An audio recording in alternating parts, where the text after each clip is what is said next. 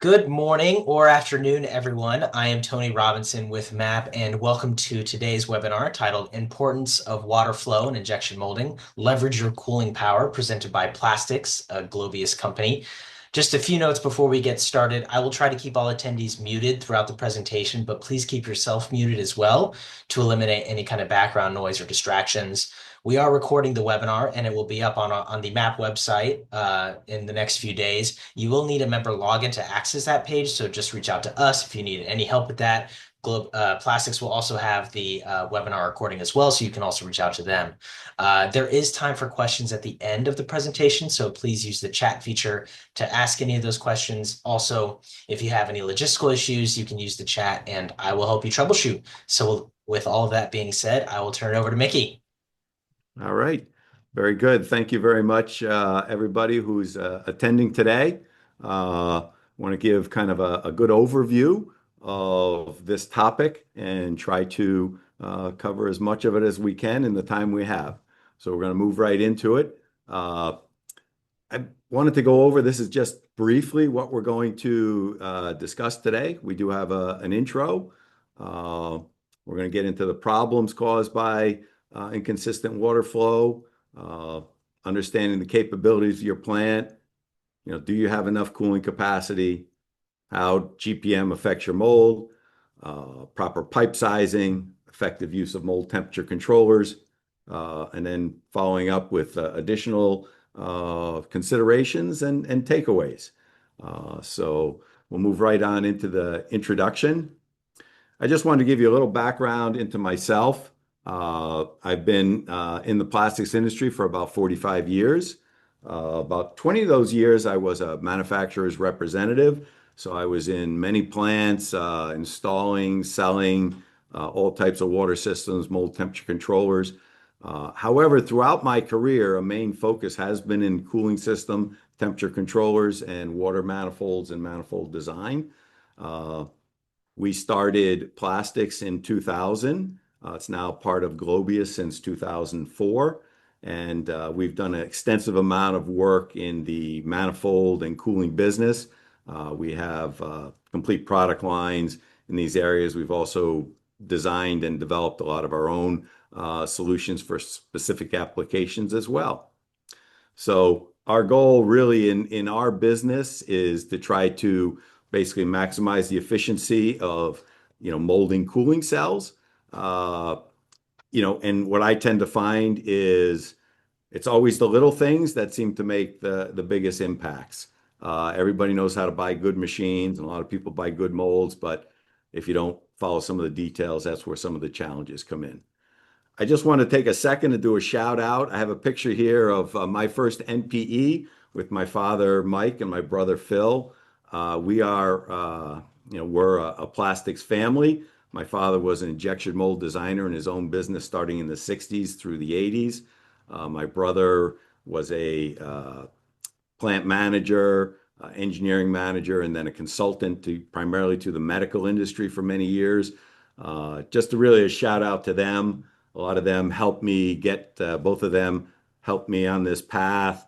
I took a different path, specializing more in the machinery than the actual design functions. But I just wanted to shout out to them as a major influence in my life. So for an introduction, we want to really just try to look at why is water flow important. And I'm just going to bring up some of these things here and just discuss it. I think what we all know is an injection mold is nothing more than a heat exchanger. And up to 60 to 80% of your molding cycle is related to cooling. So cooling has an enormous effect on the overall cycle time and also profitability when you're running. So, it's really a process of heat exchange. You're injecting hot plastic into the mold, and you're going to want to extract that heat as efficiently as possible because we need to have the part solid and in a form where it's not going to continue to move or shrink to a certain extent once it ejects from the mold. This heat is absorbed by the cooling system. And what we're really going to talk about today is kind of all the major parts of this cooling system. Uh, One of the things that I've found throughout my career and even in visits to plants this year is that the overall cooling system and how it's contributing to the cooling is not either well known or well understood, or it's kind of ignored in a lot of situations. It seems like it's thought of as a necessary evil, but it, in fact, is probably one of the most critical components of injection molding. So, uh, Water flow, basically, we deal in gallons per minute, and cooling capacity, we deal in tons of cooling capacity. A ton is generally rated at 12,000 BTU per ton to extract heat. Uh, and then one of my lines that I try to talk to people about this is the plant cooling system is like the blood in the human body. Poor circulation and water quality will cause many issues, and many of them are hard to diagnose. Just like if we're having issues in our own body, and I think that's really the takeaway is that you know this what we're trying to do here today is really know where to look for problems and how these issues can affect the overall molding productivity of your plant. Problems caused by low or inconsistent flow and injection molding. Many of you are probably familiar with these. We'll just kind of go through them. Slow cycle times. We all know what that means. Uh, Short shots, warping of parts sticking in the mold, excessive stringing from hot runner gates, poor surface finish, you know, and basically these issues are often chased by changing molding parameters, adjusting shot, injection time, pack and fill, when the root cause may not being addressed, and the root cause may be inconsistent temperature across the mold. So if that temperature is not consistent, you know, your parts will have a lot of these problems. But if you're not really looking at the cooling system or familiar with how your cooling system is performing or how it's being circulated through the mold, are you getting even circulation? You could be chasing these issues without, good opportunity for success. And inconsistent mold temperature is fundamental to causing problems. And I should say consistent mold temperature is fundamental to producing good parts. Uh, you know, my brother had done many, many DOEs in his consulting services for very high-end medical applications. And a DOE is simply trying to determine what the main parameters are to determine whether you have a good part. In all the DOEs that he processed, the actual steel temperature was one of the key 3 or 4 parameters for determining if you have a good part. So that's something to really think about. And as we go forward, that's basically what we're trying to make you aware of. So, and then a lot of these issues, can cause basically low quality parts or inconsistent quality, which is even worse. You produce a good part in the morning, and maybe something changes, and you're not producing good parts in the evening due to other factors, due to environmental factors of the water flow. So, uh, this is a very old diagram. It's not the best diagram, but hopefully, you guys can see it well enough. And really, this is something that I had found many years ago and use. It gives you the fundamental problems, issues of your cooling system. One of the things that we often run into, mold processors, plant managers, executives, is really understanding what the cooling system is doing, and it gets related to maybe maintenance without having a full understanding of all the different aspects. So cooling system often includes a cooling tower. Uh, It can include central chillers. It can include what we call free cooling. In other words, taking air. If you are in the northern half of the country, about 6 months of the year, the air temperature can give you cold water equivalent to your chiller. And it's kind of the system in total. And what I find in my many visits to plants is most people who are dealing with the problems out on the floor do not understand where the water is coming from, how it's being conditioned, how it's being circulated, and really what's going on in their plant. And my main point of this seminar is to try to make everybody aware that the entire system from out in the your maintenance or your pumping room all the way out to the plant needs to be looked at and engineered to achieve the goals. And I often find that that's not the case in a lot of plants. Now, I will tell you, I've been in many plants where that is the case, where they've done a fantastic job in these areas. But I seem to get called in where people want to solve, a mold cooling problem when the real problem is they don't have enough water. That's a common thing that I do run into. Uh, I'm just going to go through some of the main components of these. One is cooling towers, which are often open loop, which means the water that's going through the cooling tower is also what's going out onto your process. Uh, I want to really try, if you're still using these type of cooling towers, you need to be looking at upgrading them because there's tremendous impacts to your cooling system performance based on the fact that you're bringing in pollen, dust, grit. You have to treat this water extensively. You're consuming a lot of water because you're evaporating it. You're essentially concentrating undissolved solids in the water that are going to plate out onto your mold, significantly reducing your heat transfer. Uh, so again, it's just a matter of what is the system functioning and what are the ways to get around, to get around it. Uh, Cooling towers are very necessary in many injection molding plants. Oftentimes you have water cooled chillers. Cooling towers are what drives the water to cool your chillers. Some of the upgrades here is I'll just give one is if you're still using a cooling tower and it's actually transferring water to your floor, you need to talk to your cooling system providers, of which there are many. We all know who the major players are in this country, and minor players as well. But you want to look at installing frame and plate heat exchangers to isolate your mold cooling loop from the actual outside tower. In my opinion, it's an absolute must.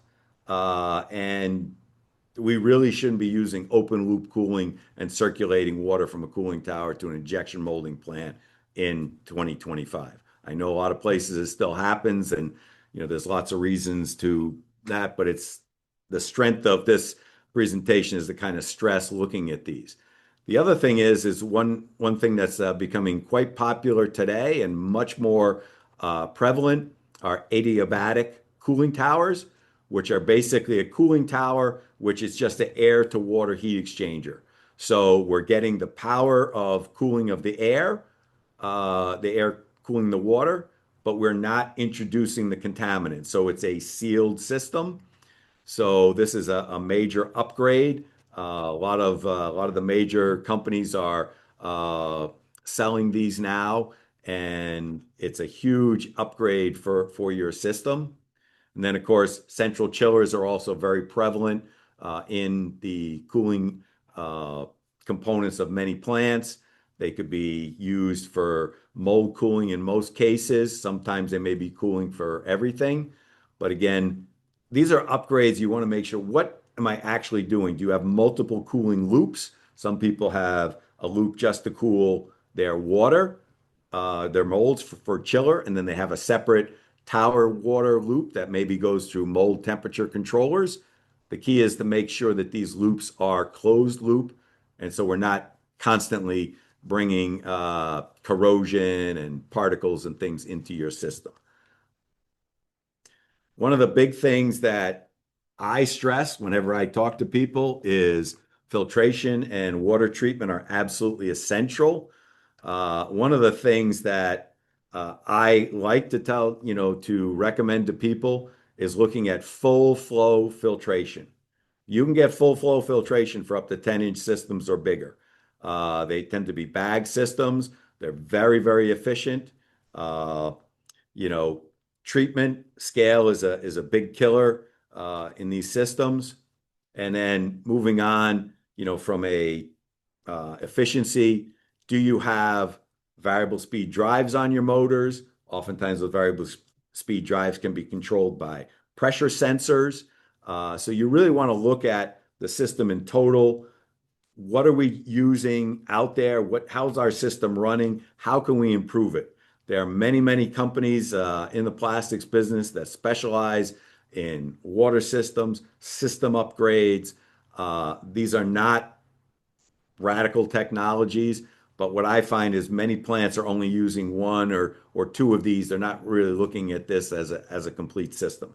I understand upgrading water systems is not an easy task because you do have to bring plants down, but it is something to plan for, maybe when there's a plant shutdown. And again, how can we improve overall? Because I think this is the core to improving the heat transfer out on your floor. And it all starts with knowing what the cooling system is. Uh, I'm going to get into just a little bit here of do you have enough cooling capacity, which is always the first question, oftentimes that I ask. And most people kind of look at me with a bit of a blank stare in that they actually don't understand whether they have enough cooling capacity or not because they don't understand what the cooling load is out on their plant. And I'm just going to bring up some points here. We're not going to go into these too much detail, but I want to just make you aware that there are very set ways to take an inventory as to what's going on in your facility to actually get your cooling load.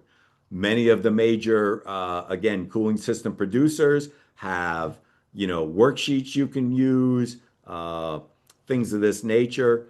They can come out on site, help you with these surveys, but this is kind of giving you an idea. Hydraulic machine cooling, what does it take? Servo hybrid machines, they require much less electric. And then when you get into much less water, and then when you get into electric machines, which I know a lot of folks have converted over to, they have a minimal cooling load. So you've actually potentially increased the cooling load you have available. Uh, but don't forget that there are other factors to a work cell, throat cooling, hot runner cooling, uh, TUCs or temperature control units add to cooling, and then the actual pounds per hour of the material you're being processed. High heat load materials like polypropylene, polyethylene are in the 30 pounds per hour per ton of cooling required. Uh, and there are additional loads in the plant. If you have a water cooled chiller, basically 1 ton of chilling capacity requires 1 ton of tower capacity. It's basically a 1-to-1 ratio. You also have air compressors, desk and dryers with aftercoolers. Again, if you've converted from an existing plant to a lot of electric machines, you might have excess cooling capacity, but that's not always the case. You might have also expanded and added other types of things that require cooling. Uh, One of the big things is once we get through, do you have enough capacity? Is do you have enough water? Do you know what your flow is out on the floor? Uh, I've run into a lot of situations where after talking with folks, it becomes obvious that they just don't have enough water to do the job. I'm very big on verifying what your flow is down to the machine drops. If you've got 30 machines across your plant, is the flow to each machine the same? It should be. It was designed that way, but there are a lot of factors. There could be, build up in the lines. There could be changes, modifications that have been made to the system over the years. Maybe you have bypass valves that are automatically closed. So, measuring, the flow to out into your plant is very, very important to know what you have. I'm just going to go through a little, example. We ran into a company that, was struggling with cycle time. We reviewed mold prints. The mold builder was requiring more than 100 GPM. And, in that application, when we actually measured, they were getting less than 50 GPM at that actual drop. If you just think about it and you're like, yeah, the mold builder is telling you exactly how many GPM they've guaranteed the mold to hit their standard cycle. And pretty much if you don't have that GPM, they're telling you until you get the GPM, it's not the mold. Uh, Another key point that I want to make, and this is kind of a pet peeve of mine because I see it all the time, is you bring 2-inch lines down off of your main cooling lines, and then people put in reducers. And I have been in many plants where the reducers go from 2-inch or inch and a half down to a half inch. And then they're feeding, direct feeding from a chiller system to manifolds on the mold with a half inch, and also from TUCs, temperature control units reducing down to half inch or 3/4. Oftentimes, this is done, I think, to save money. Someone says in maintenance, well, 3/4 plumbing costs a lot less than inch and a half plumbing, all the copper, valves, things. It's very true. But you're basically strangling. You've built this system and you're strangling it at the point of attack. Uh, I urge anyone who's listening to this, go out on your floor and look between where the plant drops are or where the TUCs are. What's the line size going up the manifolds? Many of you have done it right. I've been in many plants where it's inch and a half, and but I've also been in a significant number of plants where it's not right. So really want to stress that again. What's really going on out there? But measurement, there are non-contact measurement devices out there. There's also contact devices that would be in the flow. These pictures are some examples of some of the type of flow meters that are readily available by these manufacturers and others. Also, do you have enough capacity for expansion? So now that we say, okay, we're getting through, how does GPM affect mold cooling? Well, the big takeaway is turbulent flow. If you do not have turbulent flow going through your molds, you're going to have significantly reduced heat transfer. I've read articles where that could be between 100 and 500% reduction in the heat transfer if you have laminar flow. The graphics here kind of describe this. If you see where it says laminar flow, basically in the center, you're pushing most of your water. The outer layer is actually insulating the steel and the cooling conduction through the tool. Turbulent flow is you're getting the best flow you can get. And turbulent flow is really driven by gallons per minute. This is a simplified calculation right here. And on the next slide, you'll see there's some really good online calculators for you. But the key takeaways on this are, the viscosity, which we call in centiscopes, the viscosity varies by temperature. So as the temperature goes up, you actually need less GPM to achieve your turbulent flows. As the temperature goes down, you need more. The other thing is if you are running any type of glycol in your system starting at 10% and then going up, you are dramatically increasing the viscosity of your water, and you need to pump significantly higher amounts of water to actually achieve turbulent flow. And in your calculating what you need for your individual, mold cooling setup, this is a real key.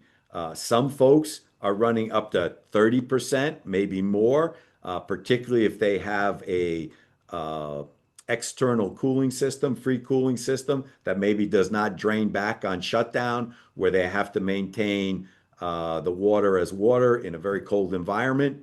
Uh, it's not a bad thing, but just know that you're significantly increasing the pumping capacity needed to achieve turbulent flow through your molds. And that's really what we want to try to emphasize here. Uh, this is just some examples that I wanted to give in terms of, what it takes to achieve turbulent flow. Turbulent flow is at a Reynolds number of 4,000. Most tool builders are looking for 6,000 to 8,000 Reynolds number. And above 8,000, you don't get any gain. But there is gain from 4,000 to 8,000. So a lot of tool builders are doing their calculations, their mold simulations in the 6,000 to 8,000 range. But here's just some basic numbers, the amount of GPM you need, in quarter inch, 3/8, and half inch. Just for a reference, these numbers were based on temperature of 80 degrees and 0 degrees glycol. And then in the example, what I'm really trying to get at is if you have 30 half-inch circuits in your mold, you have an easy calculation of how much water do you need. You need to be, just to achieve those numbers, you're up to, 35 gallons per minute spread across that mold, possibly through multiple manifolds and flow meters. And particularly on molds that have a lot of circuits, it's something to really, to make some quick calculations as how much do we need? Are we getting that from our water system if we're going from a straight chiller? Or what's the capability of our temperature control units if we're using those as booster pumps and temperature control for your actual pumping through the mold? These two links, which we will send out to all the attendees a copy of this, also with my notes. SmartFlow or Berger Brown has made available to the industry a turbulent flow calculator, which is excellent for calculating your turbulent flow. I think that, let me just see if I can open this up. I'll just open this up quickly.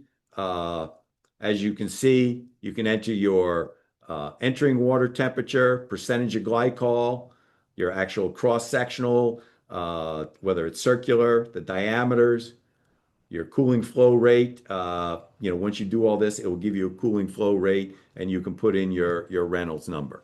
So this is available on there. There's no sign up needed. They've offered this as an industry-wide feature. Again, because they are in this business, we've been a long-time representative of them. And it's really just to get people thinking about what it takes to achieve optimum mold cooling. They also have a scientific cooling calculator that I'll just show. It gets you a lot of the same answers, but you can put in more of the parameters based on your material type, things of that nature. So I just wanted to make you aware that these resources are available out there, and they're excellent, again, to try to give you some baselines as to what you're trying to do. Just going through, again, this is again, to give you some baselines. This is kind of the ballpark flow rate you're going to get through various lines. And it goes back to my previous line where you're putting a half-inch line off of your mold temperature controller that maybe can output 30 or 40 GPM. You can get about 10 GPM through a half-inch line. So you're already behind the eight ball. You should be in the 1 inch, inch and a half, and 1 and 3, 1 1/4, inch and a half range for all lines feeding into mold manifolds, except for maybe very, very small machines with limited numbers of ins and outs. And that's really my point here, is that to give you just a quick overview of what's the range. Of course, if you have higher pressure, you will get more flow, lower pressure, a little less flow. But these are good rules of thumb for your mold temperature and your material, rather flow in those pipes. I wanted to spend just a little bit of time on mold temperature controllers. Uh, basically, many of you use mold temperature controllers, and you're probably using to maintain mold temperatures from 80 to 400 plus degrees. Uh, you know, they're also very effective booster pumps. Even if you're running at lower temperatures and you're feeding directly off of chillers, oftentimes, particularly uh, uh, I'm going to say the chillers, your portable chillers, do actually not have enough pumping capacity to meet a lot of your GPM requirements. The pumps in portable chillers, if you only have a single pump unit, tends to be very small and don't really give you the GPM. So if you're using, 5-ton portable chillers, 10-ton portable chillers, you most likely still need a temperature controller to boost the flow through your mold. Some of the main features of uh, when you get into mold temperature controllers, of course, you have horsepower, you've got, your kW to achieve a certain temperature. But the things that I like to focus on are what are the GPM rating? The other thing is what is the size of the cooling solenoids? The cooling solenoids are what determines how much heat you can take out of a tool. Most standard units will come with either a 3/8 or a half inch. If you're in any kind of high cooling load environment, you want to be in 1 inch, even up to an inch and a half cooling solenoid to make sure you can extract the heat. And that's also how you can get very low delta T's between your incoming water temperature and the water temperature that can be maintained by a temperature control unit. It's not the 20 or 25 degrees that some people think it is. You can maintain, in the all the way down to 3 to 5, 10-degree differential. And if you're pumping a lot more water at a slightly higher temperature, you'll actually achieve more cooling than you will at a lower temperature water for with poor flow. I'm also a big fan of electric operated solenoids versus a solenoid that's basically a motorized solenoid versus a standard solenoid. They seem to give better control and certainly help with the maintenance in the long term. So again, these are just some examples of TUCs that are out there. You're probably all familiar with these type. Uh, it's very important for the cooling. Uh, you know, I'm a big fan of putting temperature control units, even if you are primarily a chiller loop company, uh, unless you've guaranteed the flow that you're getting out to all the presses. I have seen some very impressive central chilling systems that can produce, water flows in the range of 200 plus GPM at every drop in the plant, but that takes a lot of planning, multiple pumps, variable speed drives, pressure differential switches, things of that nature. So I just wanted to make sure that that's something that can be done, but oftentimes in most chiller loops, you can suffer from lack of flow at your mold due to just a wide variety of conditions, and getting a good temperature controller sized with the right cooling solenoids, the right pumping capacities, you can achieve very high results for that. I've done applications of this where we've dropped, cycle times in a 20 or 30% range, just because we've increased the flow so dramatically through the mold. I just want to touch base. There's a whole new class of units that are high temperature, operating from 300 to 450 degrees.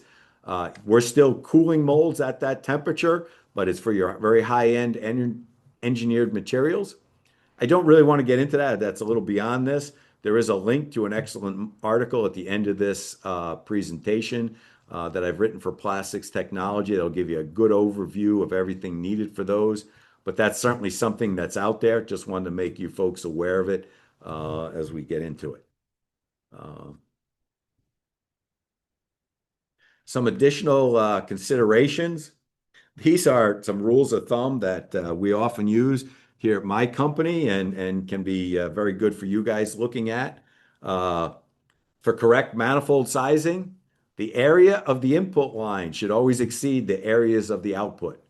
And the area, the output, is the smallest point of the connection. We often use quick connects in the injection molding area. Those quick connects, oftentimes the smallest opening is the hose barb going into the hose. So, so you should look at where is it? And if you're using a 3/8 inch or a 300 series connector and you're struggling with flow, if you can fit the lines, go to 1/2 inch because guess what? The area of your hose barb opens up. But you always want to be, looking at that so that you're not trying to feed 16 1/2 inch lines with a 1 inch manifold. You want to be moving up in your manifold sizes, 1.5 inch, 2 inch. Uh, Another thing that we try to do here is you want to run the longest, the largest lines, the longest distance, and the smallest lines, the shortest distance. We're a very big proponent of mounting manifolds up near the machines, bringing large 1.5 inch lines up to those manifolds or 1 inch lines, depending on what you're doing, and then feeding into the mold from there. So that's a very important point that, we've seen very successful over the years in doing this. Uh, you want to minimize flow restrictions. Look at your pressure drops. If you've got lines going in, I have pictures. I won't show them because somebody might recognize them. But I've got pictures of manifolds where there's 12 ports on the manifold, but it's actually going out to 16 or 18 ports. There's T's on the top of the ports. This is all just adding to the pressure drop, minimizing the flow. So you want to reduce any restrictions. You want to really stress, take a good look at what's actually going on your floor. Where are we feeding, into the molds for the best, for the best results. Some rules of thumb, again, that we go through. And again, you have to instrument, you have to test, you have to measure, the temperature on your incoming manifold and the temperature outgoing manifold. Oftentimes, this is very easily achieved. Instead of a standard plug, put a reducer plug in and drop a temperature sensor or temperature gauge into your manifold. But you should be looking at a delta T across your mold, less than 5 degrees Fahrenheit. Again, this is what most major tool builders are specifying in their mold simulations. So again, a good thing to do. A good rule of thumb. The other is if you've got pressure gauges, you want to try to maintain a less than 10 psi pressure drop across your mold. And this really goes back to being able to measure inlets, outlets, and knowing what's going on. So there's a lot of, the majority of most people do not measure anything other than maybe on startup. They don't have real-time monitoring. Another thing we like to stress is if you're going to be investing in a big new molding cell, to get full-time monitoring of your molds might cost, you might now be increasing the 3 to 500, manifolds up into the 3 to 5,000, but you're basically going into a, potentially 500,000 to million or more dollar molding cell. And you'll be able to maintain the cycle times much better over the life of that cell. Just a little talk about scale. Basically, 16th or 50 thousandths of scale can result in reduction of heat transfer. It's equivalent of adding 3 to 5 inches in terms of heat transfer resistance. So, there are lots of devices out there to clean your molds of scale. You should have regular mold maintenance programs. If you're having a lot of scale buildup, you should look and talk to your water treatment people. What can be done to get scale out? Is it, there's various ways to treat your water to eliminate the solids in your water from, because that's what's plating out in your system. Scale also increases the roughness. And, my big consideration is, these systems need to be engineered and documented up front and then verified periodically for changes. Each time a mold goes into the press, the water should be verified. I understand with production that may not be an option, but there are more and more devices out there, things you could roll up and potentially do multiple lines at a time. And it's a matter of investing in some of the technology that's out there and then allowing your people the time to do it. It's going to pay a lot of dividends in the long runs. So, uh, these are just some of my takeaways, which I've probably covered here quite a bit. I'll just go back to them. So, you know, every aspect of the system should be engineered. What we need clean, temperature controlled water at each molding cell and going through each machine. And, we all assume in 2025 that we're all there and this is the case. Unfortunately, again, I've had a number of visits here this year where it's wildly not the case, and you see people struggling with very long cycles, lack of productivity, uh, warping parts, just things that when you look at their cooling system, you know that you have to solve that problem before you can really move on and solve maybe some of their other processing issues. Uh, you know, the other big thing that I often see is when you're installing new work cells or adding capacity, your maintenance people, unless they are told to do something differently, they are always going to do it the way they've done it before. And, that just prolongs things. I've been in plants where every machine is plumbed so that there's a 2 inch, there's a half-inch feed going from the mold temperature controllers to the mold. It started out that way and it was duplicated across 30 machines and 20 years of work. So, just because you've always done it that way does not mean it's right. Take an engineering evaluation of what we're doing and really look at trying to optimize the connections between your water system and your mold temperature controllers into your mold. Uh, Ask your mold builders to give you the GPM of cooling water required to achieve their cycle time. I know most packaging mold builders make that part of the package, but today with mold simulation that most of the tool builders should be using, they should be able to give you that information. That'll give you a good baseline as to what your system is going to require, and then how do we match up that requirement with the equipment we have and manifolds we have on the floor, using some of the information that I've given here previously. And then the big one, install flow monitors across your water system, pay attention to it and look for changes in there. Pipes get corroded, things happen. I've literally seen plants cut sections out of their mold and see a 4 inch line with basically a 3/4 inch line through it. It took 30 years to get that way, but guess what? The mold was not, the machine and the plant was not performing very well during that time.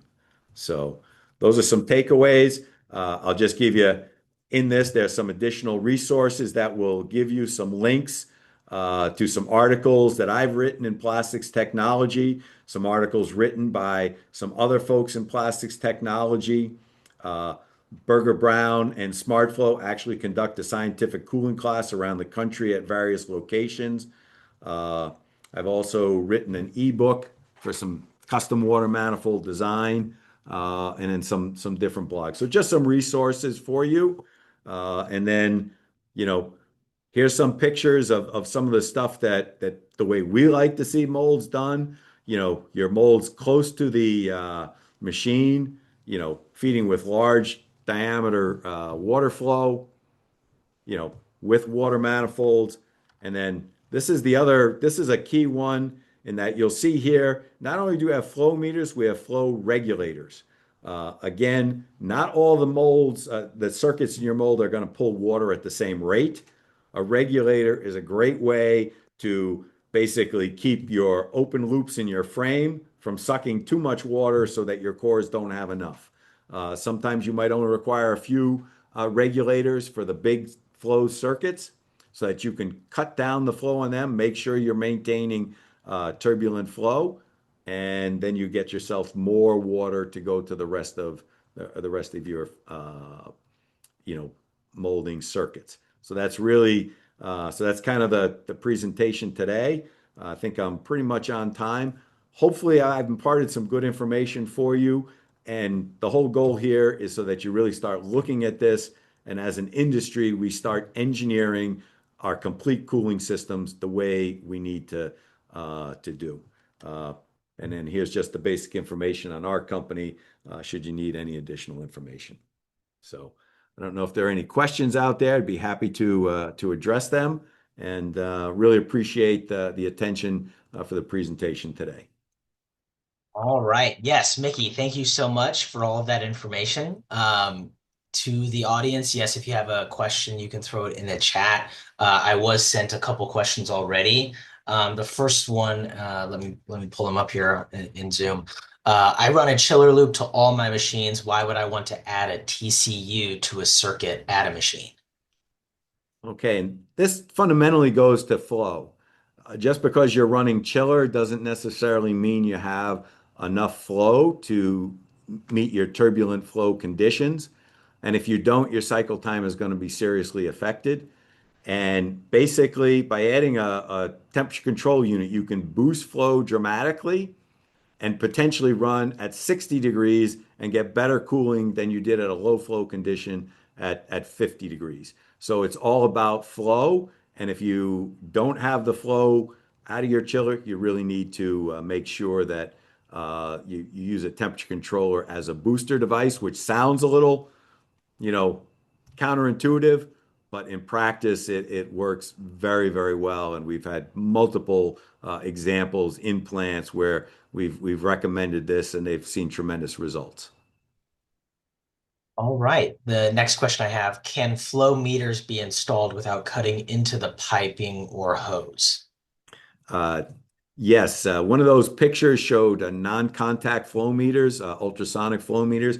There's several different companies that market those. We're very knowledgeable in some of these non-contact flow meter types. They certainly can be installed and very good for monitoring in key points in your plant. Like I said, there are several good manufacturers of those.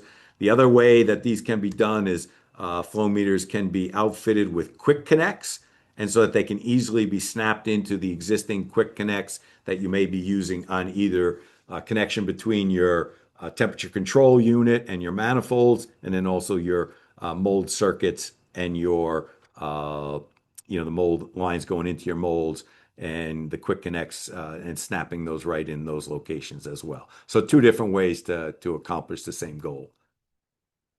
All right. And I just got one more question in the chat. Do you have any resources on what the water quality we should be running to the molds? Our mold builder gave us a generic spec that doesn't include hardness, which we have had major issues with calcium buildup both in and outside the molds.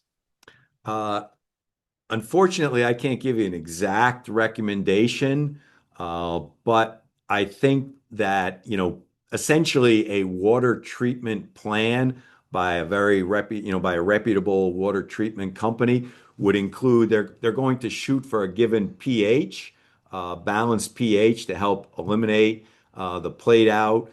And then the other thing is to look at filtration as well.